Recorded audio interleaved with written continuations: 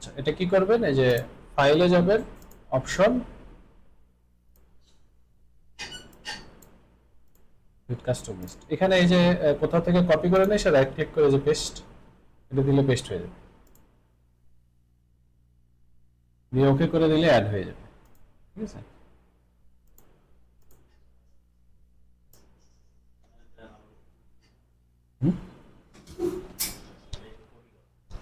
মানে কপিটা কোথায় করতেছেন? ও আচ্ছা, সেল থেকে কপি করতেছেন, সেল থেকে হবে না, অন্য কোনো জায়গায় ওয়েবসাইট বা অন্য, মানে এটা কপি করে আপনি একটা কাজ করেন, নোটপ্যাডে আগে পেস্ট করেন। হ্যাঁ, ওটা ওই যে এখানে ক্লিক করেন, নোটপ্যাড যেটা আছে না, ওটা বের করেন। জাস্ট এটা ওপেন করেন, এখানে একবার পেস্ট করেন, রাইট ক্লিক করে পেস্ট। ও কপি হয় নাই, আবার একটা কপি, কন্ট্রোল শিফট কেন, কন্ট্রোল জাস্ট সি।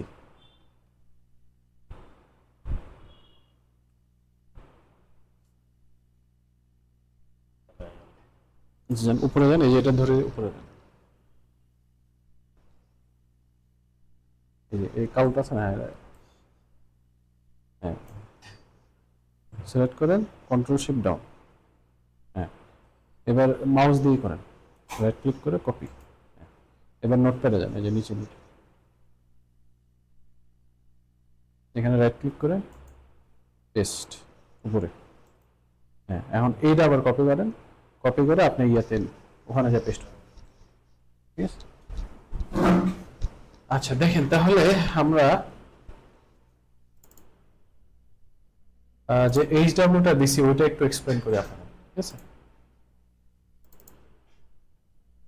এখানে বলছি কি, in the total section calculate total only if the discount is 10% or higher than 10%। ঠিক আছে, otherwise you can put not applicable, অর্থাৎ এখানে আমাকে খুঁজতে বলতেছে কোথায় কোথায় ডিসকাউন্ট 10% বা তার বেশি আছে, কোন কোন মানুষ, যেখানে এখানে একজন মানুষ কিনছে ল্যাপটপ, সে 5টা কিনছে, এক একটার প্রাইস পড়ছে, সে ডিসকাউন্ট পাইছে 10%।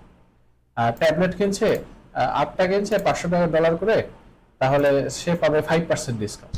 কিন্তু আমি 5% ডিসকাউন্ট খুঁজতেছি না, আমি খুঁজতেছি কি 10% বা তার বেশি ডিসকাউন্ট যেখানে যেখানে আছে, সেটা আমাকে ক্যালকুলেট করে দেখাতে হবে।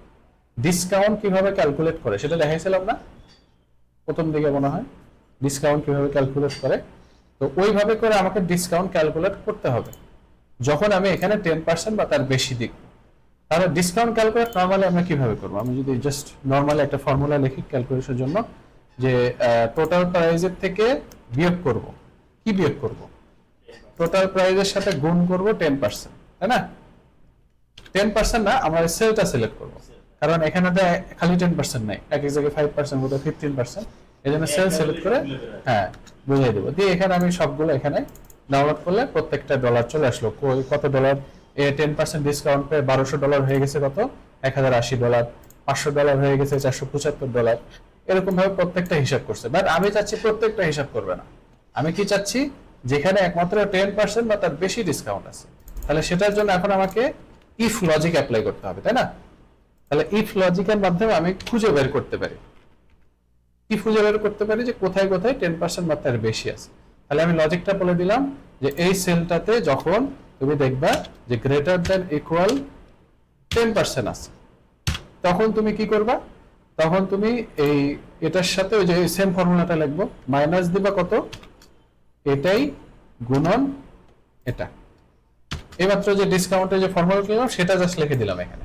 এখানে আপনারা ফর্মুলাও লিখতে পারেন, খালি যে ওই যে দুটো কোটেশন মার্ক দিয়ে ইয়েস নো বা পাস ফেল এগুলো পাশাপাশি আপনারা বলে দিতে পারেন যে যখন তুমি এটা দেখবা তখন আমাকে এই হিসাবটা করে দাও, এরকম ভাবে ফর্মুলা দিয়ে বলে দিতে পারেন। আর আরেকটা কি বলছি, যে নট অ্যাপ্লিকেবল, বা আপনি ঘর খালি রাখলেন, যে যেগুলো 10% বা তার কম, যেগুলো 10% এর কম সেগুলোর ক্ষেত্রে ঘর খালি থাকবে। তো এটা বলে দিয়ে আমি এখানে প্রেস করলাম, যে ডবল ক্লিক করলাম, তাহলে দেখেন সবগুলো হয়নি, যেগুলো 5% তারপরে 8% সেগুলো এখানে খালি রাখছে। ঠিক আছে, এইটাই হলো আপনাদের অ্যান্সার। ঠিক আছে, এই কোশ্চেনের অ্যান্সার এই যে এখানে ইয়েস নো যায় শুধু এগুলো ইয়েস, ইয়েস এর জায়গায় যে জায়গায় হবে সেই জায়গায় আমি এটা বসাই দিছি, আর নো এর জায়গায় অর্থাৎ ভ্যালু ইফ ফলস এর জায়গায় কি রাখছি, দুইটা কোটেশন মার্ক দিয়ে ঘর খালি রাখছি। ঠিক আছে, এইভাবে করে আপনারা হিসাবও করতে পারেন। ঠিক আছে, ওই যে অনেক আগে আপনাদের একটা এইচডব্লিউ দিছিলাম, মনে আছে কি? এই যে ফর্মুলা প্র্যাকটিস, এই যে এটা, হ্যাঁ এখানে যে পারফরমেন্স ক্যাটাগরি যেটা, সেটা আমরা ইফ দিয়ে, হ্যাঁ হ্যাঁ ওটা ইফ দিয়ে করে, ওটা এই জন্য তখন বলছিলাম যে এটা তো দরকার নেই, এটা ইফ ফর্মুলা লাগে, এই জন্য আর কি ইফ ফর্মুলা। তো এটা পারফরমেন্স ক্যাটাগরি হলো যে কে ভালো করছে কে খারাপ করছে। তো এইটার একটা উদাহরণ আমি আপনাদেরকে আলাদা একটা ডাটা দিয়ে দেখাচ্ছি। দেখি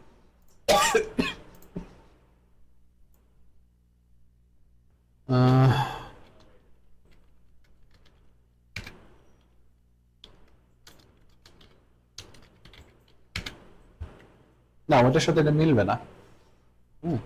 এখানে আমরা গ্রেড দেবো, গ্রেড, মানে পারফরমেন্স ক্যাটাগরি বলছে, এখানে আমরা গ্রেড, কে কোন গ্রেডের মধ্যে আছে, ওই একই কে কোন পারফরমেন্স ক্যাটাগরির মধ্যে আছে, কে এ পাইছে কে বি পাইছে। হ্যাঁ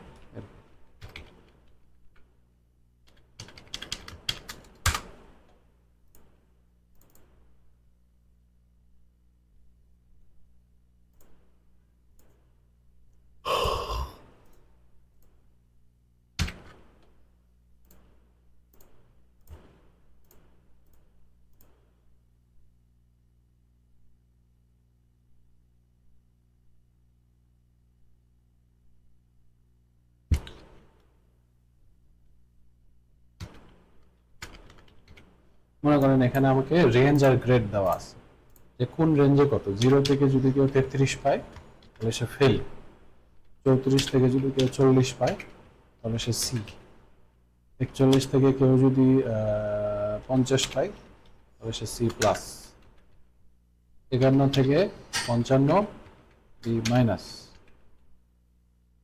তারপরে 56 থেকে 65 বি, শুধু বি, তারপরে 66 থেকে 75 বি প্লাস, তারপরে 76 থেকে 85 এ মাইনাস, 86 থেকে 90 এ, আর 91 থেকে 100 এ প্লাস। এইটা হলো আমাকে রেঞ্জ দেওয়া আছে। ঠিক আছে,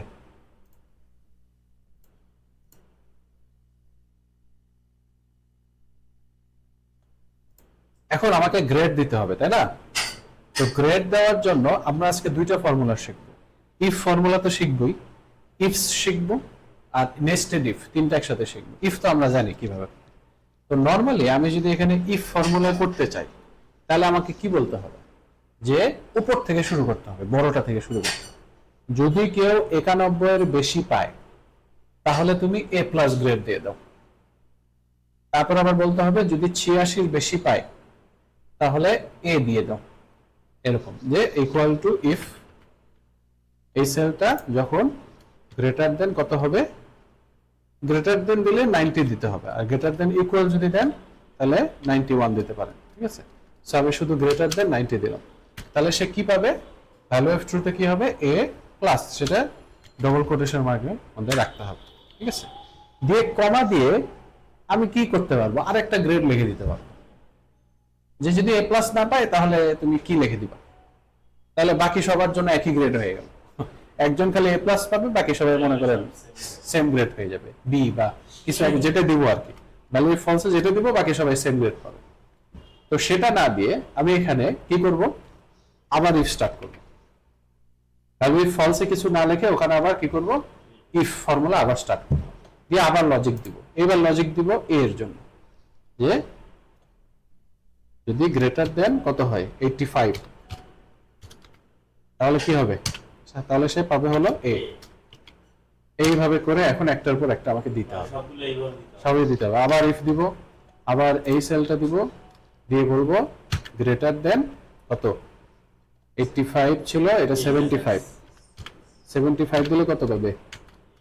a মাইনাস। তাহলে বুঝতেই পারতেছেন সবগুলো কতগুলো দিতে হবে, ঠিক আছে? কমা দিয়ে ইফ, আবার দিয়েই দিই সবগুলো, যেহেতু শুরু করছি শেষ করে দেবো। একটু ফর্মুলাটা বড় হবে, বাট ফর্মুলাটা যদি বুঝে করেন তাহলে যত বড়ই হোক না কেন সমস্যা নেই। হ্যাঁ, তাহলে 75 দিছি, এবার তাহলে 65 দিই। 65 এর বেশি হলে কি বি প্লাস, কমা দিয়ে আবার ইফ, তারপরে এই সেলটা যদি এবার কত হয় 50 বেশি, 50 বেশি পেলে বি মাইনাস। প্রত্যেকবার জাস্ট ইফ দিয়ে যাচ্ছি, আবার ইফ, আবার স্টার্ট। এই সেলটা যদি গ্রেটার দেন 40, তাহলে সি প্লাস।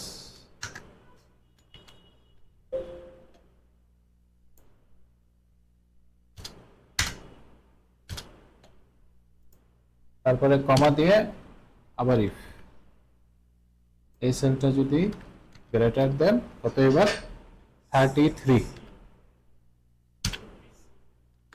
তাহলে সি দিয়ে ফাইনালি আমি আর ইফ লিখবো না। দেখেন ভ্যালু ইফ ফলস কিন্তু একটা এখনো রয়ে গেছে, সিঙ্গেল একটা ভ্যালু ইফ ফলস এখনো রয়ে গেছে, সেইটার জায়গায় জাস্ট দিয়ে দিব এফ, তাই না? এফ এর জন্য আর আলাদা করে আমি লিখলাম না যে এফ কততে হয়, এমনিও, ঠিক আছে? তারপরে এখন আমি ব্র্যাকেট ক্লোজ করব। একটা ব্র্যাকেট ক্লোজ করলে হবে না, যতগুলো ইফ দিছি প্রত্যেকটা নাম্বার 1 2 3 4 5 6 7 8টা ইফ দিছি, তাই না? তাহলে 8 বার ক্লোজ করতে হবে, 1 2 3 4 5 6 7 8, ঠিক আছে? এখন এন্টার প্রেস করলাম, যদি একটা কারেকশন বলে যে স্যার নিজেরাই করে দিবে, ইয়েস দিয়ে দিলেন, তারপরে এখানে ডবল ক্লিক করলেন, দেখেন সব গ্রেডগুলো সুন্দর বের হয়ে গেছে। কে কত গ্রেড পাইছে? 30, 30 এর নিচে পাইছে এফ, 86 এ পাইছে, হ্যাঁ 86 তে এ, তারপরে 36 পাইছে সি, 64, প্রত্যেকে কত গ্রেড পাইছে সুন্দর করে আমার কাছে বের হয়ে গেল, ঠিক আছে? আপনি এই সেম ফর্মুলা ইফস দিয়ে করতে পারেন। এই যে এই কাজটা যে করলাম, ইফ এর মধ্যে আরেকটা ইফ ঢুকে আরেকটা ইফ ঢুকে, এটাকে বলা হয় নেস্টেড ইফ। কি বলে? নেস্টেড ইফ, ঠিক আছে? তো ইফস ফর্মুলা দিয়ে কিভাবে করতে পারি? ইফস ফর্মুলা কিভাবে কাজ করে? ইফস ফর্মুলা জাস্ট সেম ভাবে কাজ করে, বাট এখানে ভ্যালু ইফ ফলস নাই, শুধু ভ্যালু ইফ ট্রু আছে, ঠিক আছে? ফলসটা আসবে না, তার মানে লাস্টে যে আপনাকে এটার জন্য বলে দিতে হবে, আপনি যে শুধু এফ লিখছিলেন ওইটার জন্য বলে দিতে হবে যে 0 থেকে বড় যদি কিছু হয় তাহলে সেটা এফ। তাহলে শুরু করতে হবে কিভাবে, যে এই সেলটা যদি গ্রেটার দেন 90 হয় তাহলে কি হবে? বড় হাতের এ প্লাস। কিন্তু এখানে আমাকে আবার ইফ লিখতে হবে না, জাস্ট কমা দিয়ে আমি আবার পরেরটা শুরু করব, বুঝতে পারছেন? না, ইফস ফর্মুলার মধ্যে আপনাকে বারবার ইফের মধ্যে আপনাকে যেরকম বারবার ইফ লেখা রাখছিল, ইফস ফর্মুলার মধ্যে বারবার ইফ লেখা রাখতে, এটা ইজি, তাই না? এটা কমা দিয়ে জাস্ট একটার পর একটা লেখা, সময় একটু হালকা বেঁচে গেল, যে একটার পর একটা কমা দিয়ে লিখে গেলেন যে এটা গ্রেটার দেন 85, তাহলে কত হয়? তাহলে এ, তারপরে আবার কমা দিয়ে আবার পরেরটা লিখলেন, বাট সেল সিলেক্ট করতে ভুলবেন না, এই সেম সেলটাই বারবার হয়। তো এই সেম ভাবে এটাও পুরোপুরি এভাবে বের করবেন, বাট লাস্টে আমাকে লিখতে হবে কি, তবে গ্রেটার দেন 0 দিয়েন না, কিন্তু গ্রেটার দেন 0 হলে কিন্তু 0 কাউন্ট করবে না।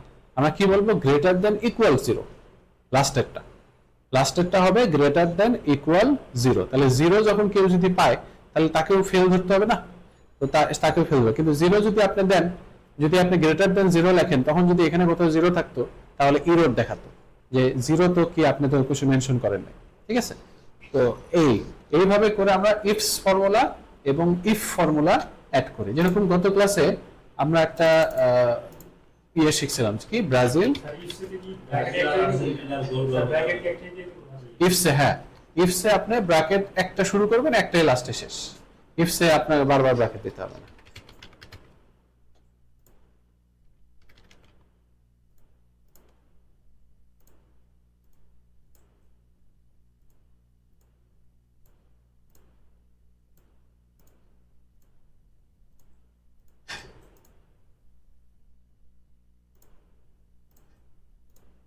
মনে করেন এখানে ব্রাজিল আর্জেন্টিনার গোল হবে, এখানে উইনার হবে, তো গত ক্লাসে আমরা কি দেখছিলাম, যে এখানে যখন আমরা কি করছিলাম যে ইফ একটা গ্রেটার দেন আরেকটা হইলে ওই অনুসারে ফার্স্টে কে উইন হবে। আমি কোন ঘর দিছি, জে টু হলো ব্রাজিলের ঘর, তাহলে ব্রাজিল হবে ফার্স্টে, তারপরে কি হবে আর্জেন্টিনা, ব্যাস। কিন্তু গোল খেলায় কি দুইটাই রেজাল্ট হয়, আরেকটা রেজাল্ট হবে, ড্র হয়। তাহলে ড্র এর ব্যাপারে আমি কি করব, 3 নম্বর রেজাল্ট যখন লাগবে, যখন দুইটার বেশি লাগবে, তখন আমরা কোন ফর্মুলা ইউজ করবো? এই যে এইমাত্র যে দেখলাম, হয় ইফস ইউজ করতে পারি, না হয় ইফ ইউজ করতে পারি, ওই নেস্টেড ইফ আর কি। তাহলে ফার্স্টে নেস্টেড ইফে দেখি কি হয়। নেস্টেড ইফে আমি এটাই করলাম, ধরেন করে বললাম যে ব্রাজিল হবে, দিয়ে ভ্যালু ফলস লেখার আগে আবার ইফ স্টার্ট করলাম, দিয়ে এবার দ্বিতীয় কাহিনী কি করলাম, যে বললাম যে এইটা যদি ইকুয়াল টু, অর্থাৎ দুইটা যদি সমান সমান গোল করে, তাহলে কি হয়, ড্র হয়। দিয়ে লাস্টে ভ্যালু ফলস একটা বাকি আছে, সেটাতে আমি লিখে দিলাম আর্জেন্টিনা, দিয়ে ব্র্যাকেট কয়টা ক্লোজ করবো, দুইটা। ঠিক আছে, পুরো ফর্মুলাটা, হ্যাঁ দুইটা ইফ ব্যবহার হয়েছে। একটা ইফে বললাম যদি এটা থেকে এটা বড় হয়, মানে ব্রাজিলের গোল ঘরের সংখ্যা যদি আর্জেন্টিনার গোলের ঘরের সংখ্যা থেকে বড় হয়, তাহলে ব্রাজিল উইন হবে। কমা দিয়ে বলে দিলাম যদি দুইটাই সমান হয় তাহলে হবে ড্র, আর যদি এটাও না হয় আর এটাও না হয়, তাহলে লাস্টে একটাই রেজাল্ট থাকে কি, আর্জেন্টিনা। সেটা আমি ভ্যালু ইফ ফলসে অ্যাড করে দিলাম।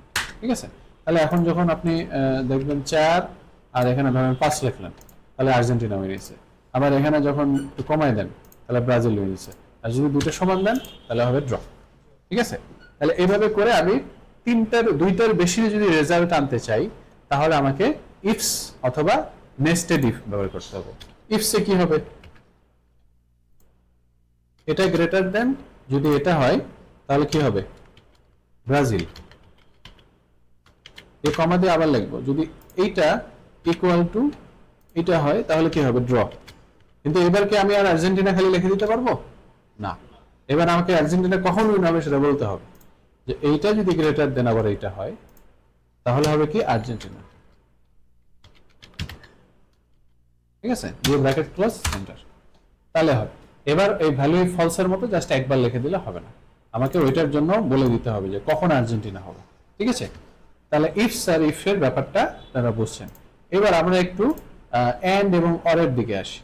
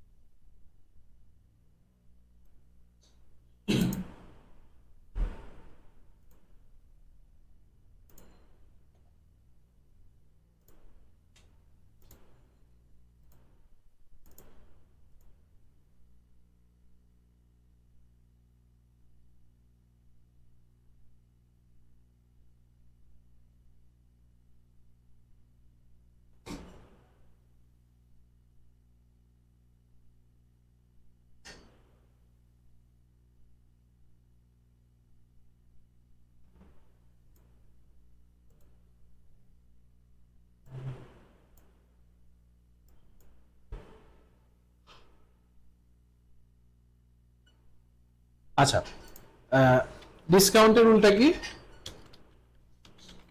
কমিশন, তাই না?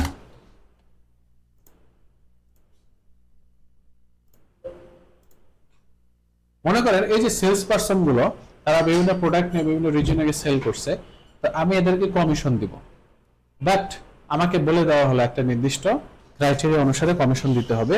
সেই ক্রাইটেরিয়াটা কি, যে যারা একমাত্র চেয়ার সেল করছে সাউথ ইস্টে, দুইটা ক্রাইটেরিয়া দিল, একটা হয়তো চেয়ার হইতে হবে আর একটা রিজিয়ন হইতে হবে সাউথ ইস্টে।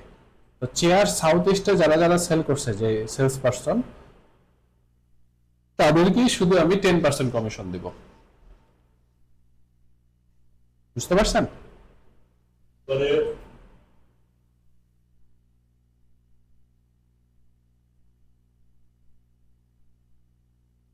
এদিকে আপনার হচ্ছে যারা শুধু চেয়ার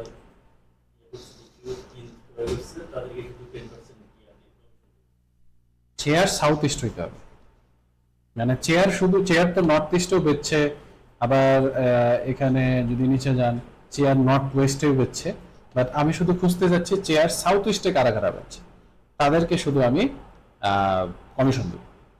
তাহলে এখন যেহেতু ইফ দিয়ে যদি আমি করতে চাই নর্মালি, ওই যে একটু আগে 10% আপনারা খুঁজলেন কোথায় কোথায় 10% আছে, তাহলে আমি চেয়ার কিভাবে করব, কোথায় কোথায় চেয়ার আছে, লজিকটা কি হবে?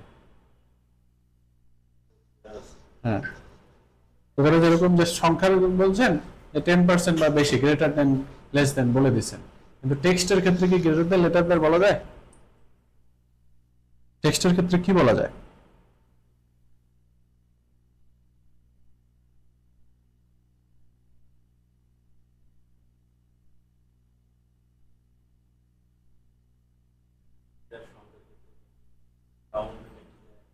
না না, ইফ এর মধ্যেই আমরা যে greater than equal less than যে ফর্মুলাগুলো আমরা সিম্বলগুলো ইউজ করছি, টেক্সটের ক্ষেত্রে কোন সিম্বলটা ইউজ করব? Equal to. ঠিক আছে, আমি যদি বলি যে এই সেলটাতে ইকুয়াল টু যদি চেয়ার থাকে, ঠিক আছে, এভাবে বলি ইকুয়াল টু, ইকুয়াল টু তে চেয়ার দিলে তখন বুঝবে যে চেয়ার কোথায় কোথায় আছে, সেই জায়গায় আমাকে কিছু একটা করতে হবে। যদি আমি just value if true value if false না দিই, তাহলে যে ট্রু ফলস দেখাবে আর কি। ঠিক আছে, মশা লেগে গেল। তো এখন আমাকে খুঁজতে হবে দুইটা জিনিস, একটা হলো চেয়ার খুঁজতে হবে, আর একটা হলো সাউথ ওয়েস্ট খুঁজতে হবে। কিন্তু ইফ বা ইফস, নেস্টেড ইফ বা ইফস, এই দুটা ফর্মুলায় তো আমি বলে দিতে পারবো যে দুটাই কোথায় কোথায় খুঁজতে হবে। একবার বলে দিলাম যখন তুমি চেয়ার পাবা তখন তুমি কি দাও, তখন তুমি কমিশন দাও। বললাম ধরেন আমি বলে দিলাম যে কমিশন ইয়েস হবে, কমা দিয়ে আমি আবার ইফ দিলাম। এইবার বললাম যে এই সেলটাতে যখন আবার তুমি পাবা কি ইকুয়াল টু কি সাউথ ওয়েস্ট, না তখনও তুমি কি করবা, ইয়েস দিবা। এই দুইটা ব্র্যাকেট ভ্যালু ফলস দেওয়ার দরকার নেই, আমি জাস্ট দুইটা ব্র্যাকেট ক্লোজ করে দিলাম। বুঝতে পারছেন?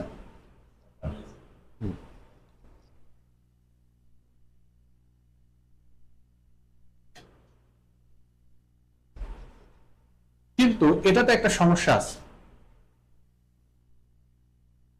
ইয়েস যে লেখা আসবে সেই ইয়েস লেখাটা দুইটা একসাথে যেখানে আছে সেখানে আসবে না। দেখেন আমি কি বুঝাচ্ছি, যেমন আমি দিলাম, দেওয়ার পর ওই যে ফলস ভ্যালু ফলসে কিছু লিখি নাই তো, ভ্যালু ফলসে লিখলে এই যে ফলস আসছে, ভ্যালু ফলসে কারণে আমি নো লিখলাম।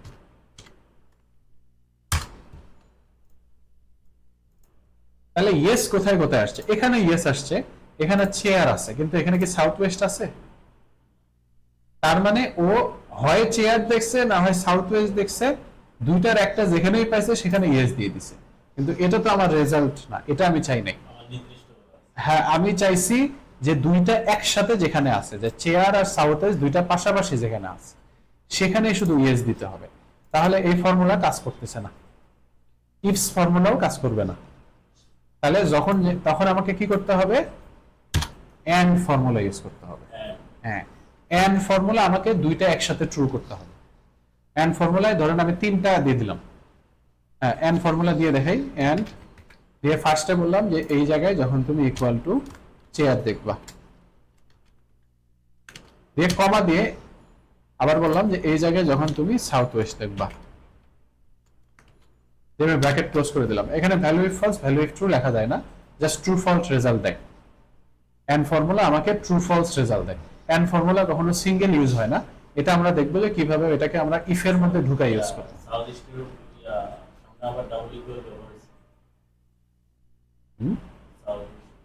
South West double equal, double equal কেন হবে, যে C2 ইকুয়াল, ইকুয়ালটা নিচে চলে গেছে, ঠিক আছে, C2 এর পরে ইকুয়াল দিয়ে দিই, এটা নিচে আসছে আর দিয়ে আমি এখানে দিয়ে দিলাম, ডবল ক্লিক করলাম। দেখেন বেশিরভাগই ফলস, এইটা ট্রু, কারণ কি এখানে চেয়ার আর সাউথ ওয়েস্ট একসাথে আছে।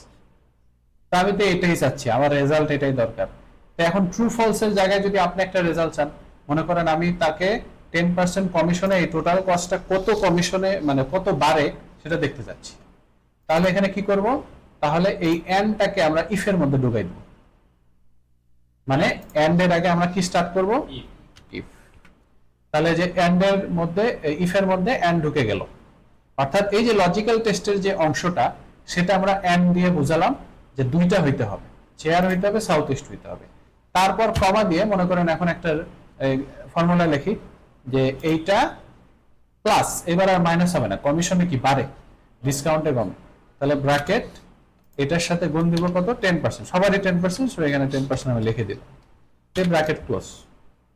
ঠিক আছে, তারপরে কমা দিয়ে এখন মনে করেন যারা চেয়ার আর সাউথ ওয়েস্ট বেচে নেয়, যেখানে চেয়ার সাউথ ওয়েস্টে দেয় নাই যেই, তাহলে তাদের সেলটা ধরেন ফাঁকা থাকবে, দিয়ে আমি কোটেশন মার্ক দিয়ে কি করি ব্র্যাকেট দিয়ে ক্লোজ করে দিলাম, দিয়ে এন্টার প্রেস করলাম, দিয়ে এখানে সিলেক্ট করে ডবল ক্লিক করলাম, বেশিরভাগই নাই, একটা পাইছে এখানে, কারণ এখানে চেয়ার আর সাউথ ওয়েস্ট দুইটা একসাথে বেচা হয়েছে, চেয়ার সাউথ ওয়েস্টে বেচছে।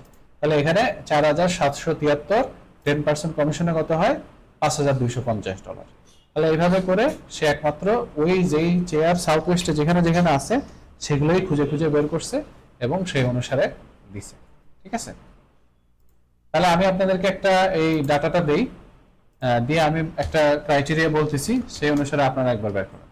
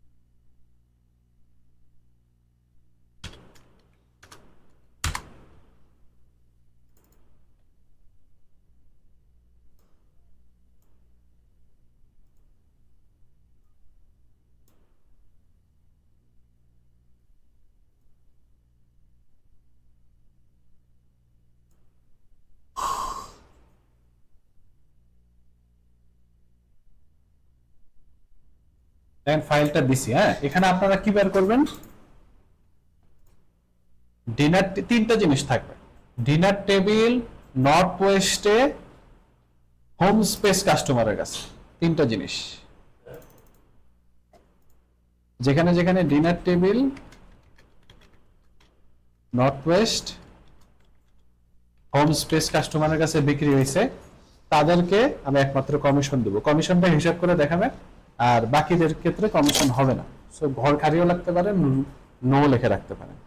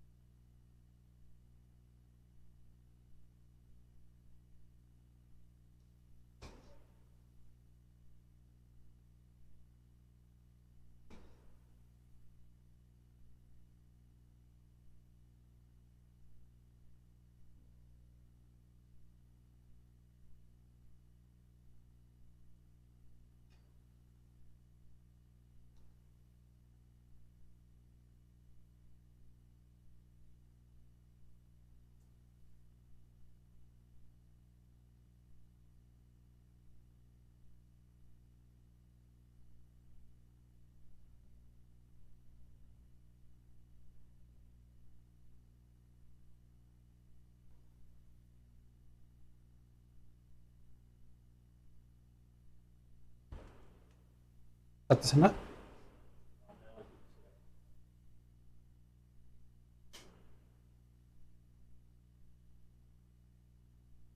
একটা না এক বলতে আপনার 60,000। 60,000 বছর।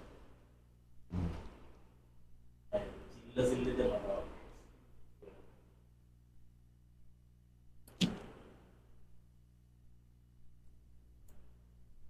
এখানে জাস্ট এটাই লিখবো আর ইফ দিয়ে এন্ড দিয়ে ফার্স্টে একবার এই যে এটা সিলেক্ট করতে হবে, দিয়ে বলবো এটা হলো যদি চেয়ার হয়, দিয়ে কমা দিয়ে আবার এটা সিলেক্ট করব। কি বলছি, আপনি এখানে চেয়ার না লিখে যে ও sorry dinner table,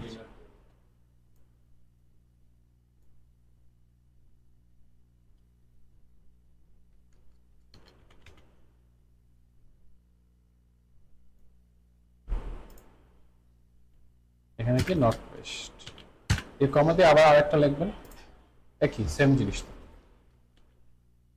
home space.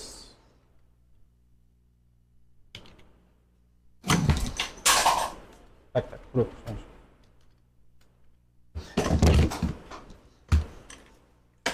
একটা মশা ঢুকছে, গেলে কিছুক্ষণ করবো কামাই।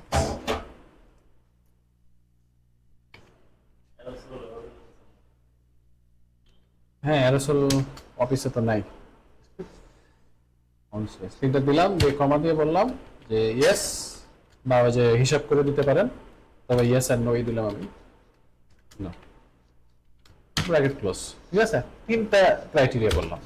তাহলে এখন সে তিনটা এক জায়গায় যেখানে যেখানে এই যে এই জায়গায় তিনটা একসাথে পাইছে, dinner table, north west, home space, এই জন্য ইয়েস দিয়ে দিছে, বাকি সব জায়গায় না। ফর্মুলা দেওয়া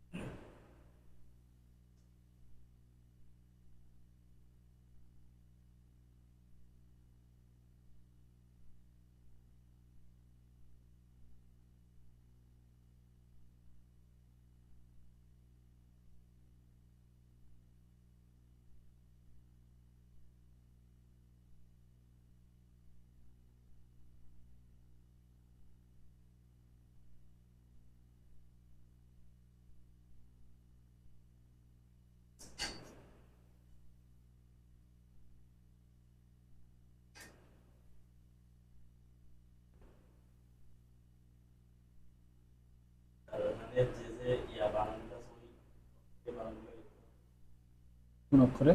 হ্যাঁ, একদম এক্স্যাক্টলি ওটাই লিখতে হবে।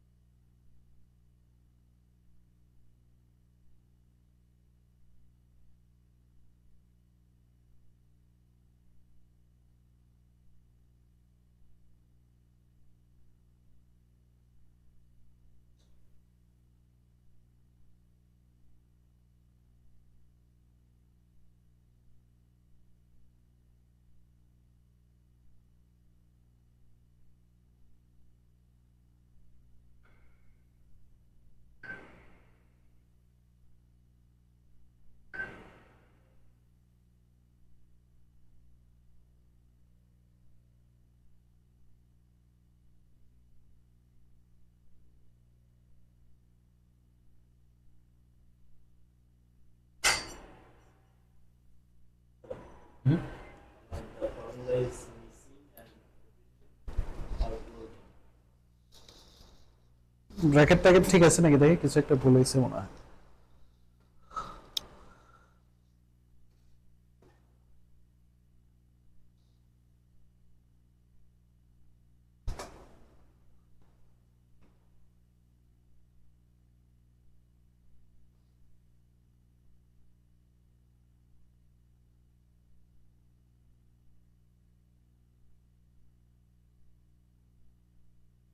আপনি যেভাবে যে নামগুলো দিয়ে করছেন না, তো আরবিটা অন্য বলে দিচ্ছেন। হ্যাঁ, যেমন আপনি চেয়ার দিয়ে করছেন, আমি মানে শোকেস করছেন। তাহলে মনে হয় বানানোর কিছু ভুল আছে, দেখেন কিছু একটা ভুল হয়েছে অবশ্যই, নাহলে কথা না বলবো। আচ্ছা দেখেন, আমরা ওটা বাসায় যাই করে নিই, সমস্যা নেই। আমরা পরের টপিকে যাই, সেটা হলো অর। ঠিক আছে, অর জিনিসটা কি? আমি যদি অর স্টার্ট করি, অর কি করে? অর হলো ওই যে ইফের মতো কাজ করে। তো যেখানে যে কোনো একটা পাইলেই সেটা ইয়েস দিয়ে দিস অর। যেমন মনে করেন এখানে আমি ডিনার টেবিল দিছি, কি কি দিছি? নর্থ ওয়েস্ট হোম স্পেস, তাই না? এই যে coffee table south West home space, এখানে হোম স্পেস পাইছে, ইয়েস দিয়ে দিছে। ঠিক আছে, এরকম একটা অবস্থা।